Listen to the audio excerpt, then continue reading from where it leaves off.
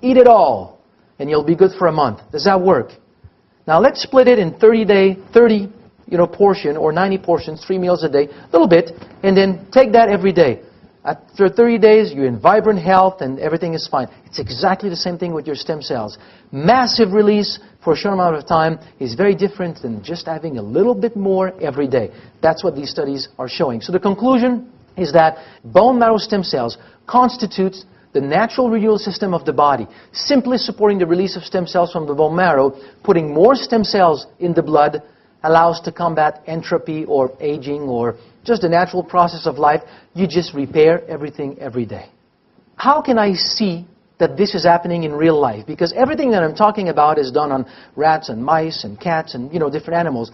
How can you make studies that and show that this is happening in humans? You can't. Okay, it's not ethical to study humans like this. But there is a real life situation where you can see it. That real life situation is when a man receives an organ from a woman or when a woman receives a bone marrow transplant from a man. In both cases, what do you get? You get double, because what is the main difference between men and women? Aside from attitude. I mean, women having the better attitude. I have to be careful here. It is the Y chromosome that men have that women don't have. Women have the double X, men have the Y chromosome. Just like green fluorescent protein, I can also tag the Y chromosome and follow it in the cell. So in that situation, I have the tissue. Okay, I have, in that situation, what I have in both of them. I have the organ, let's focus on the men right now. The liver comes from a female, from a woman, so it doesn't have the Y chromosome. But the men's bone marrow have the Y chromosome. In the other case, the woman's own organ don't have the Y chromosome, but the new stem cells have the Y chromosome. So if this is a true phenomenon, stem cells should leave the bone marrow and go to any organs. In the case of men who received a liver as a transplant, what they did is that they went back into bank of biopsies, samples of tissue taken after a transplant if there were any problem, and they just analyzed these tissues for the presence of Y chromosome. And what they found is that between 4 to 12 months, these were the people involved in the study, up to 16% of the liver, of the cells in the liver, had the Y chromosome. 16% of the liver had already been replaced within that time period.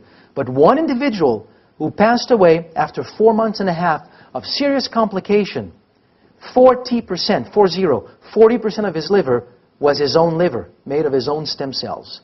Okay, now let's look at the data that we have on StemEnhance, which is the work that we have done. Everything that I'll be talking about was published about a year ago in a journal called Cardiovascular Revascularization Medicine. We gave people AFA and we quantified the number of stem cells in the blood. First, we didn't see anything, but it was such a great idea, so we kind of kept working on it. And one day we start to give people more and more. And when we start to give people more than 5 grams a day, then we start to very consistently see this effect. An increase in the number of stem cells of about 25%, 25 to 30%. That would peak at about an hour and then come back to control. So the effect was there. But because people need to take 5 grams, it is something that is very difficult to market. If we tell people, well, take 10 to 20 capsules 2-3 times a day, it's not very easy to do. It would be like consuming a bottle of capsules every day. So we had to identify the active compound, how it's working, what it does to explain this whole phenomenon. So that's what we did. So in the bone marrow, so this is to represent a bone, with in red the bone marrow, the cell, and on the surface of the cell, a protein called L-selectin.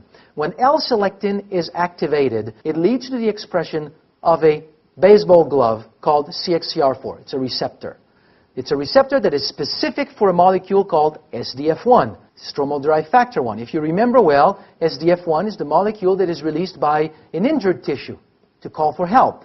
So the same phenomenon taking place in an injured tissue takes place naturally, without injury, without anything. It's just natural health in the bone marrow to keep the stem cells in the bone marrow. When these two connect, so SDF1 with CXCR4, the receptor, it leads to the expression of an adhesion molecule that makes the stem cell grab the bone marrow and stay attached to the bone marrow. Anything you do to prevent or interfere with this phenomenon, you will trigger the release of stem cells from the bone marrow. We thought we probably have in AFA a blocker of L-selectin, that molecule here that is at the surface of stem cells. If we have a blocker of L-selectin, we block its activation, we don't have the expression of the receptor, we don't have the connection, we don't have the adhesion molecule, so the stem cell loses its ability to hang in the bone marrow. So far, so good? Okay. So how did we determine if we do have something that binds to the L-selectin? In science, a ligand is a molecule that binds specifically to something. That's what a ligand is. So we thought we have an L-selectin ligand in AFA. An idea. We don't know if we do have one. So what did we do? We essentially, it's an ingenious protocol I did not design, Dr. Jensen did. Took a magnetic bead covered with a protein, specifically it is kind of a glue, and in it we stuck L-selectin molecule. Now, I show only one here, but think of it as a hairball where you have, hundreds, if not thousands, of these little L-selectin going around. It's a magnetic ball, so if I put it in water, it's easy to put a magnet, and they all stick to the magnet on the side, and then I can collect them. Okay, so what we did is that we took this magnetic ball with the L-selectin on it, and we put it in a solution of AFA. If I have something that binds to L-selectin, I'm going to collect it on the L-selectin molecule. I don't know if I have it. So what I do is I put it with AFA, I wait a little bit, I put my magnet, I collect all these beads, and then I wash the liquid thoroughly until I have pure water, and then I remove the magnet, so I have these beads now that floats into pure water with or without a ligand that bound to it. Remember, I don't know. This is a study that I do to determine this. So now I have this bead with or without the molecule. There are ways to cut this bond so that molecule gets released from the L-selectin.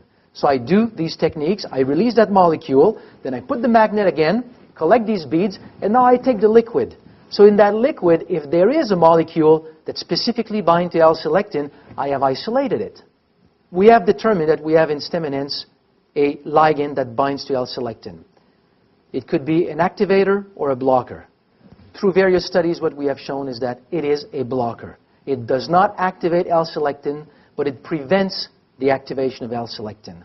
So when we concentrated this compound and then turn it into a product that is now known as stem enhance, and then we feed this concentrate of AFA to people, we get the same release of stem cells from the bone marrow with the same increase in the number of circulating stem cells of about 25 to 30% with only 1 gram of stem enhance. That's the work that we have done, identifying the active compound and then concentrating the product so that we can, with 1 gram, get the same effect. As we were doing all this work, we also discovered something. It was a puzzle. It took us 2-3 years to do this work. It would have been much easier had we known this when we started. We have 2 compounds in AFA that affect stem cells, and they have an opposite effect. So think about this. I mean, not easy to resolve this puzzle, but at one point it became very clear, and we did identify these 2 compounds.